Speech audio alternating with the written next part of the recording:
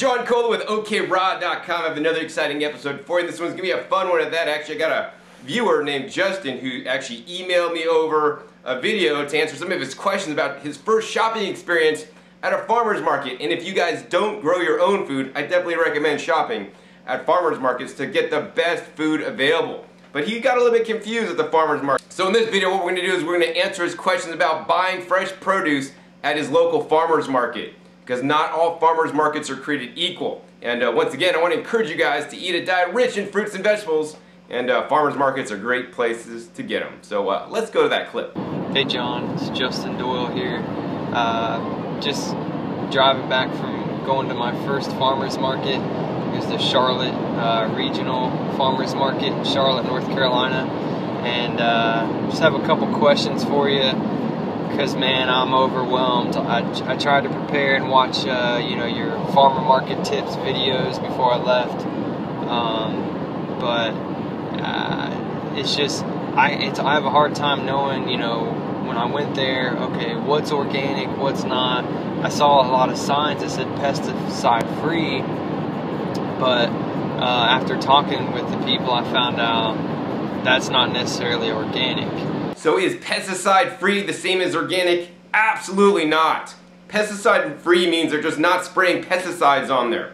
But what about the herbicides that they can be spraying next to the plants to take care of the herbs? Herbicides are things like Roundup. I definitely don't want Roundup in my food, so you want to make sure that actually they don't spray anything, or they spray things that are natural and organic. Me personally, I eat a diet that's like 90 to 95% all organic. So that means, you know, things are certified organic, and when it's certified organic, you know, it can still actually have pesticides on it, because pesticides are things that basically kill pests. And there are natural botanicals that can kill pests. There are also toxic chemicals that can kill pests.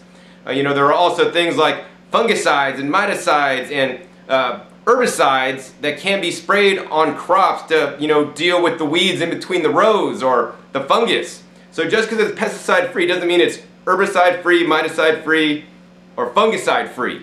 So definitely really important questions to ask the farmer. Now I always encourage everybody to buy as much organic food and definitely pesticide free and other sprays free. So you want to ask the farmer, do you spray anything on the food you're growing and on the food you're selling here?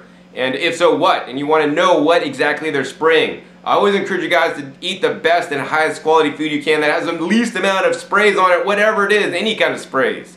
So I think it's far better to probably shop at your local farmer's market than actually buy, you know, conventional produce from the store. So I also want to mention that I do at some points purchase pesticide-free food that are grown in greenhouses specifically. During the winter time when tomatoes aren't growing outside, I get greenhouse grown tomatoes, cucumbers, and peppers. So these ones are pesticide-free because they're grown in a greenhouse, you know, also. They don't have to spray herbicides because they don't have any weeds inside there. So I feel comfortable eating that for myself personally. Once again, you know, if the options are greenhouse grown tomatoes that actually taste like tomatoes, or organic tomatoes that are nice and pink and bounce when you drop them and have no flavor, I'm going to pick the pesticide free ones that have really good flavor, because guess what? The flavor, the better things taste, the more nutrition it has, based on my research. I talked to one guy. He said he was a biology teacher. He's been doing this for years. He had a bunch of lettuce plants in pots that I was going to buy to put in the grow-ums containers. It was like three for $5, all different lettuces. He says, I don't spray anything, but I do use regular fertilizer. And he said, I'll tell you why, because all these organic people that use manure, he said, you got to remember the manure is coming from, you know, these cows and all this stuff, and he's worried about E. coli. So he says that's why he doesn't use manure. But to me, like, that doesn't make sense. You'd rather use chemical fertilizer. So I don't know, man. So should you steer clear of people that are using manure fertilizers? You know, that's kind of my main question. So should you steer clear of people using manure fertilizers? I'd say absolutely not. But you do want to be cautious and proceed with caution. I mean, what's better, manure fertilizers or chemical fertilizers? Ooh, that's a tough one. Like I said, you know, I buy those hothouse grown tomatoes. Those are grown with chemical fertilizers that I do consume and eat. You know, that may shock some people out there. John, I thought you eat all organic, man, naturally grown. Well, hey, you know, there's problems with using of manure-based fertilizers because, yes, as the biologist says, they are coming from feedlots and they're literally dishing out somebody else's waste or crap on you, on the farmers, that then they're using to grow their foods in the soil from. And the problem with manure-based fertilizers is if they're not broken down properly, they can have contamination, and they can cause things like E. coli outbreaks. Actually, the E. coli outbreaks on the cantaloupes and spinach were not caused by any diseases inside the plants or E. coli in the plants, because guess what? Plants and people or animals, they can't share diseases, so you can never catch a cold or the flu from a head of lettuce. But you might be able to from something like a monkey or another animal, you know, because all the animals have the same like diseases and whatnot. So, you know, that's a tough question, but see, you've only given me two options here, and there's more than two options out there. I mean, you can do organic farming and use plant-based compost from, you know, fallen leaves and grass clippings and yard waste and fruit scraps. It's highly unfortunate that most farmers do not use this kind of organic agriculture. This is what I do at my home, and I recommend, you know, look into nature for answers. In the forest, right? In the whole big forest where there's trees and all kinds of things growing. You know, the trees drop their leaves, they go to the ground, they're all on the forest floor, and they compost down and break down into the soil. Actually, behind me is my composting alphabet soup chart, which talks about different things you can't put in your compost pile. But, you know, these are all plant-based material that you can put in your compost pile to build the soil. And yes, in the forest, there are animals that are scurrying along the forest floor, and they're doing their poop and their pee, and, you know, they may croak and, you know, decompose and stuff. And so that gets mixed into the forest floor. But guess what? The compost that's on the forest floor is mostly plant matter with some animal manures and animal parts mixed in there.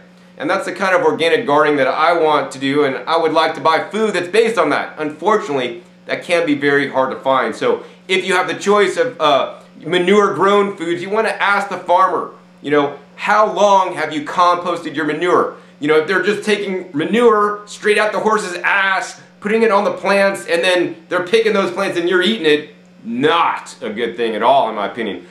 You know, the manure should be composted minimum for like 6 months to a year. The longer the better. And, you know, a good hot pile can basically denature all the bad microbes in there if it's done properly. And then it's perfectly safe, because think about it. Manure, what is manure? Manure is undigested plant matter. The problem is all the drugs and the antibiotics that they're feeding the cattle so that they don't get sick, so that they can slaughter them, and then, you know, they gotta give the poop somewhere, and then all the stuff they're giving the animals are ending up in the poop, and then it ends up in the soil, which then ends up potentially in the plants you're eating. So yes, that is a big challenge.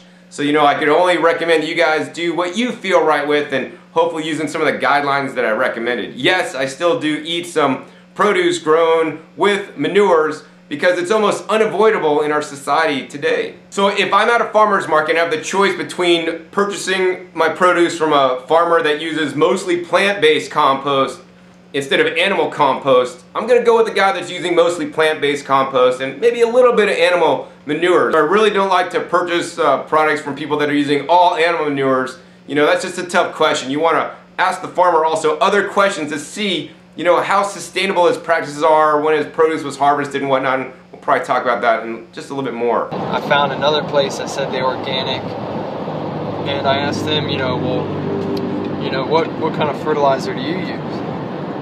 And they said the same thing, you know, like there's all these, they say there's all these natural fertilizers out there with fish and seaweed in them. Then he started talking about the manures and all that stuff. And I mean, he had a bunch of stuff: kale, collard greens, bok choy. I mean, just piles of greens. And I actually ended up buying some collard greens from him. It was a big old bag for like $3. And I bought like a mix of kale, just a regular green kale, looks like, and red kale.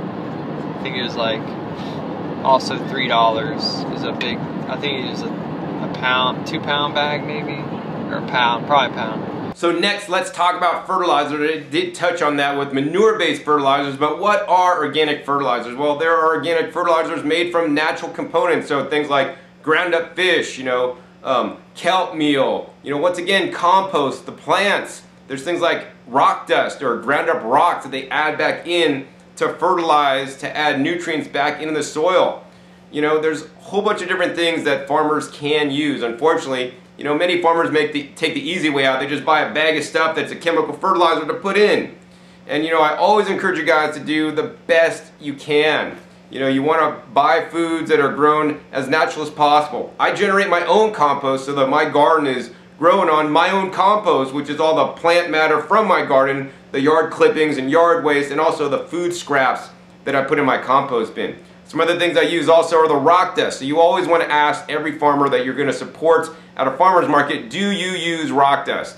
And the answer you're looking for is yes. And then you're going to say, so what kind of rock dust do you use? And they might say, oh, I use, you know, calcium, or I use dolomite, or, you know, they're going to say something. But what you're looking for is, you know, you're looking for the answer, oh yeah, I use a wide spectrum of trace minerals in my soil. Or you could ask them, you know, what kind of trace mineral supplementation do you have?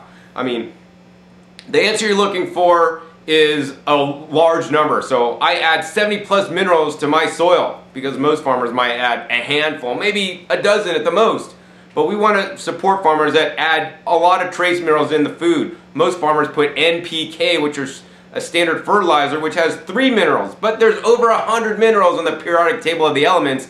And you know, in my garden, I had about 90 different minerals in different forms.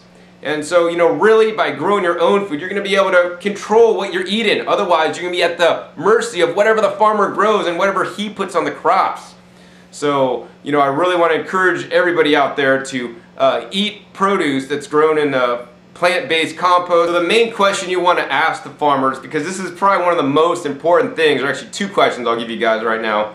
Number 1, you want to ask the farmer, you know, how much compost do you use on your farm? Oh, we don't use compost. And that's probably a farmer you do not want to support. Even if they're using a manure-based compost, as long as it's composted manure, you know, I'm probably alright with that more than buying something that's grown on chemical fertilizer. Because if you're buying produce grown with chemical fertilizer, it's probably deficient in many nutrients. But besides that, you're supporting an industry that is not doing the planet right. What is the answer? Well, number 1, you want to make sure they use compost in their farm. Number 2, you want to ask them how much. And it should just be a large number, like, oh yeah, we add truckloads, or we add this much. I don't know exactly what, because every farm is different. If they have a 1 acre farm, they're going to use this much compost. But if they have a 100 acre farm, hopefully they're using a lot more compost. So you just want to make sure they use a lot of compost, because compost is the main way you bring fertility with the nutrients, but also the microbial and action, which will actually break down other nutrients in the soil to make it more bioavailable for the plants to absorb. The other question you want to be sure to ask each and every farmer that you purchase from is, when was this food harvested? You know, I like to support farmers that actually harvested produce the morning of the farmer's market. So the farmer's market starts at 8, they're up at 4 a.m. in their fields harvesting stuff so that they can bring it fresh to the farmer's market and sell it. I mean, if I want things that's been cut, hydro-cooled, fridge, and then, you know, sold, I could go to the supermarket. You know, why go to the farmer's market if you can't get stuff fresh as possible? Based on my research, you know, certain nutrients can diminish by 50% within 24 hours of harvesting. So I want to get fresh harvested stuff so I can have the freshest quality produce, and I could get the most nutrition out of it. And then let's talk about the fruits. Like, I'm looking at all these fruits and I know, well, these aren't in season in North Carolina. So I'm asking these people, hey, well, you know, where does this come from? And they said, oh, just a warehouse. A warehouse, man? Like, what does that mean? Like, who knows? I don't know. That was confusing to me. So the warehouse, what does the warehouse mean? Well, it means it was bought from a produce distributor. So I go to the wholesale produce terminal, and hey, be sure to check my other videos on YouTube for my experiences at the produce wholesalers or produce terminals that I've visited. Basically, it's like a shopping mall full of different booths or stores, and they all sell produce, and you can just go to them as an individual and bring cash and buy things by the case. So literally, you could go to the wholesalers, whether it's the produce terminal where there's a lot of different sellers of the produce, or just one main seller in many large cities, or maybe a produce terminal in smaller cities. They may just have wholesalers that you could just buy directly from and go down to the warehouse and buy the produce that they're getting, because literally they are just resellers. They're just like buying it like the store. The store buys it from the farmers or from the wholesalers. The store sells it, marks it up, charges them more for it, and then they sell it. So it's very unfortunate, in my opinion, that many farmers markets around the country, are basically, people are just reselling stuff. Whether they're the farmer selling some of the stuff they grew, and also, you know, things from the warehouse or from the wholesale trade, or whether some people just go to the wholesaler, buy a bunch of stuff, and then unload it and make it look like they grew it, even though they didn't because they got it from the wholesaler. You know, I always like to ask each and every person I'm going to support at the farmer's market, did you grow this? When was it harvested? You know, what are your growing practices? How much compost do you use? These are some questions you want to ask to find out, you know, if they're legit, because the reason for, in my opinion, going to the farmer's market is to get higher quality produce, fresher quality, and lower prices than you normally could at the store. Then I saw some bananas. I actually bought a case of bananas, and I said, hey man, where are these from? And he said, Central America. And he said, you know, they don't grow here. And I was like, well, yeah, I know that, but, you know, where in Central America? And should we be buying organic bananas? That's another question I had for you. So should you be buying organic bananas? Well, I actually happen to have some bananas right here, and they say on there, I don't know if you can see that on the camera, organic. I buy organic bananas because I basically don't buy conventional bananas unless I'm in a foreign country, then they don't have organic bananas to buy. I always encourage you guys to buy and support organic farmers whenever possible, because, you know, they're growing things in a better way than conventional farmers. They're using pesticides that are probably maybe not so good for your health, but also they're supporting the chemical industry with buying all the chemicals and pesticides and sprays and fertilizers that must be used to grow in that fashion, and that's not an efficient use of resources, in my opinion. So, you know, of course, I always want to encourage you guys to do, you know, good, better, best. You want to do the best you can. If you can't find organic bananas, then get the conventional ones, because guess what? Eating organic bananas are far better than eating a Ho-Ho's, Twinkies, or Ding Dong, or even a Snickers bar. I mean, and I don't have to tell you that to you guys, you know. Fruits are always better than processed foods, even if they're not organic. That being said, I always want to encourage you guys to visit the website of Environmental Working Group, and on their website they have the Clean 15 and the Dirty Dozen list. So in my opinion, you should not purchase produce items listed on the Dirty Dozen list, and you want to definitely focus on some of the ones on the Clean 15 list. Otherwise, purchase organic whenever possible. Also, I want to talk about, like, normally bananas are not grown in North Carolina, but bananas can be grown by you in any single state in the USA, in my opinion. You know, you can have a container banana plant that you could put out in the summer in the warmer months and bring it into the inside in the cooler months, and some of the bananas only get 4 feet tall. That being said, it's just not profitable to do on a commercial basis, because guess what? The farmers are not in it for the love of the fruit, or, you know, the love of feeding people, most of them anyways. They're in it for the moolah, the dollars, man. They got to make a living like anybody else. So, you know, they're going to do what they need to do to make a profit, because that's why they're farming in the first place for most of them. So you really have to be careful when people are driven by dollars. You know, they may just cut corners and do this kind of stuff. So, you know, that's why I always encourage everybody to start growing at least some of your own food, so then you know truly what's going into it, and you're using the sustainable practices, you know, on your food, so that you don't have to be eating chemicals, pesticides, herbicides, fungicides, and you could use natural compost based on plants like I do, if that's what you choose to do. Alright, man, I know you're busy. I don't want to take up too much of your time. I just wanted to really make this video and thank you for your videos, because you have changed my life, man. Of all these raw food people out here, you're grounded, you're down to earth, you got the good message, you know, just eat more fruits and vegetables. And that's what I've been doing since January. Bought a juicer from watching all your juicing videos. Been trying to juice, but I figured out, you know, I got to be eating more too, because I can't just live off that juice. I need the energy. I need some more calories, because I'm on my feet all day at work, pretty much. And anyway, just wanted to thank you, man. I know you've replied to a lot of my emails already, and just keep on doing what you're doing, man.